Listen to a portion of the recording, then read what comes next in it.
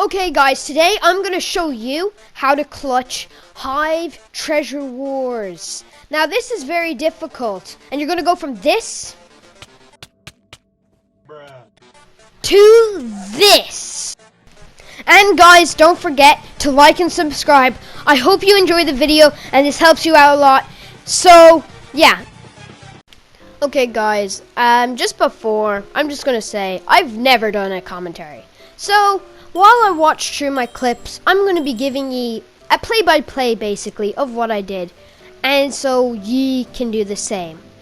I'll also be making, in the future, PvP and bridging tips. If you don't want to look or wait for those, you can also go and look at other people's bridging tips. And I'd say bridging method, the best is MJ owns you one. Now, I just want to say, when clutching, there's quite a bit of things you want to do. Now, when you're doing the first rush, it can be particularly challenging.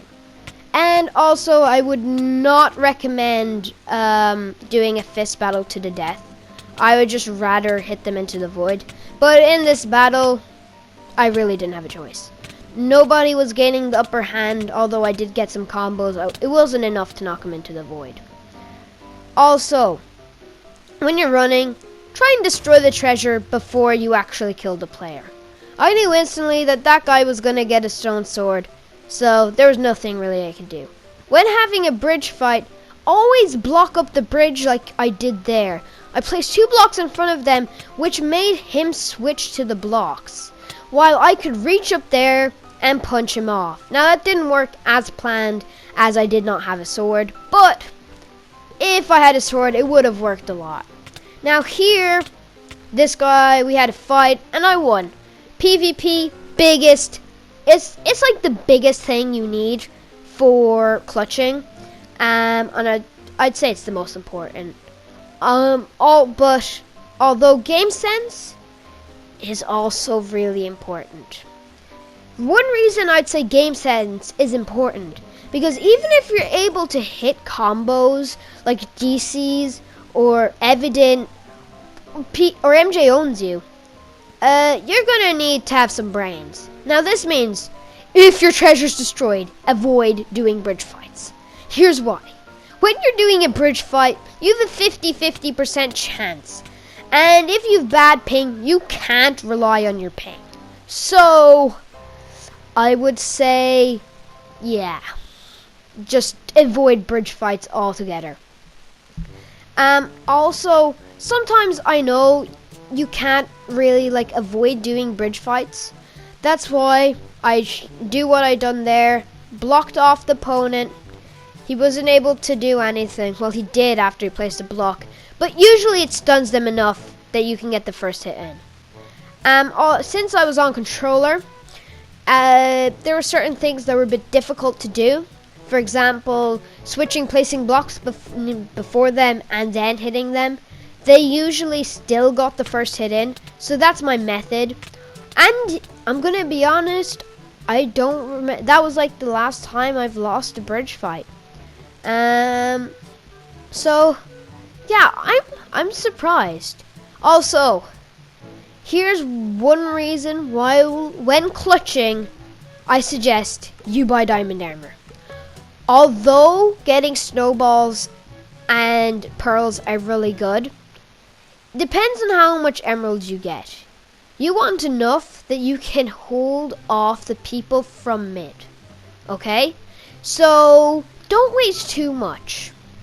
I would say if you got 16 emeralds, go buy a diamond sword, 3 snowballs, and a pearl. Put the pearl beside your sword or in an easy to access place. If you're on controller, put it beside your sword, so with just one press of R1, L1, or anything else, it will automatically switch. That way you can switch easily between your sword, pearls, or snowballs. Also, organized inventory. Loads of people don't want to hear this, but organizing your inventory is really useful. You need to know where everything is, and that's how you're going to do it. I know most people won't like the idea of actually having to organize during a video game, but it's going to help you out in the long run. Also, when you get diamond armor, there's a few reasons why I suggest. It's basically impossible to kill a guy with diamond armor. You need a diamond sword, and in order to do that, they need to go mid.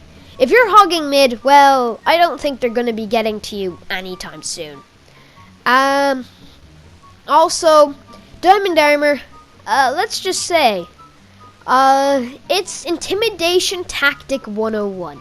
You want to get people to run away from you. That way you don't have to deal with so many fights, and they're just gonna accept defeat before they've even lost.